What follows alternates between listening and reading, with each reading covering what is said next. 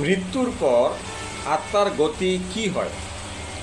মৃত্যুর পর আত্মার গতি ভিন্ন ভিন্ন ধর্ম এবং দার্শনিক মতবাদ অনুসারে ভিন্ন হতে পারে, কিন্তু অনাদিরাদি ভগবান শ্রীকৃষ্ণের শিক্ষা অনুযায়ী আত্মা অমর এবং দেহ থেকে আলাদা হওয়ার পর তা বিভিন্ন রূপে ভ্রমণ করে।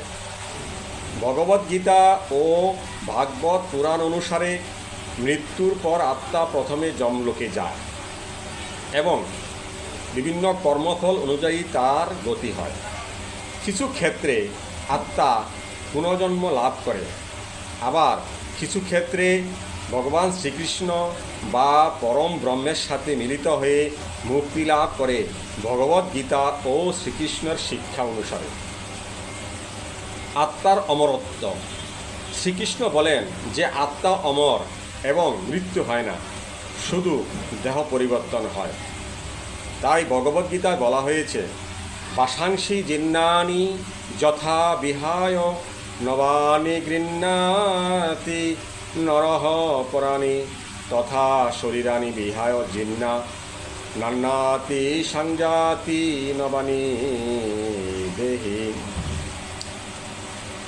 আত্মা মরে না, আত্মা শুধু নতুন দেহ ধারণ করে। মানুষও কিন্তু নতুন বস্ত্র পরে এবং পুরাতন বস্ত্র পরিত্যাগ করে।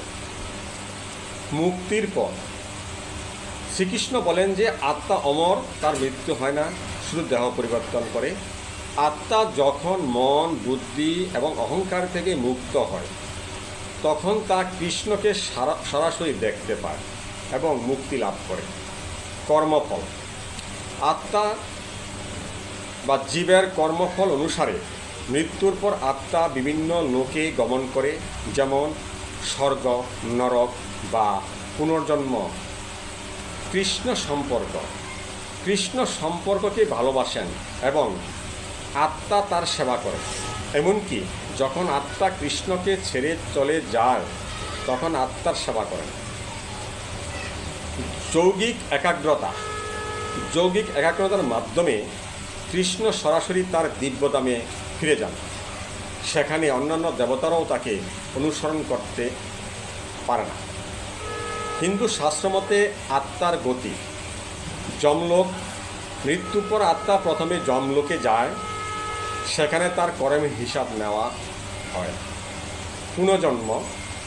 যদি আত্মা কর্মফল অনুযায়ী পুনর্জন্ম লাভ করে তবে তা নতুন দেহে প্রবেশ করে। মুক্তির পথ। যোগ, ভক্তি বা অন্য কোনো আধ্যাত্মিক পথের মাধ্যমে আত্মা মুক্তি লাভ করতে পারে। স্বর্গ ও নরক। সৎকর্মের ফলস্বরূপ আত্মা স্বর্গে যায় এবং পাপকর্মের জন্য নরকে যায়। আত্মার মৃত্যু হয় না। মৃত্যু দেহকে শেষ করে আত্মার যাত্রা নয়, আত্মার অন্য দেহে স্থানান্তরের ধারণাটি হল ভগবদ্গীতার একটি গুরুত্বপূর্ণ শিক্ষা, যেখানে ভগবান শ্রীকৃষ্ণ ব্যাখ্যা করেছেন যে আত্মা চিরন্তন, অবিনশ্বর এবং চিরচলমান। তার চলমান যাত্রার অংশ হিসাবে এক দেহ থেকে অন্য দেহে চলে যায়। জয় ভগবান শ্রীকৃষ্ণের জয়।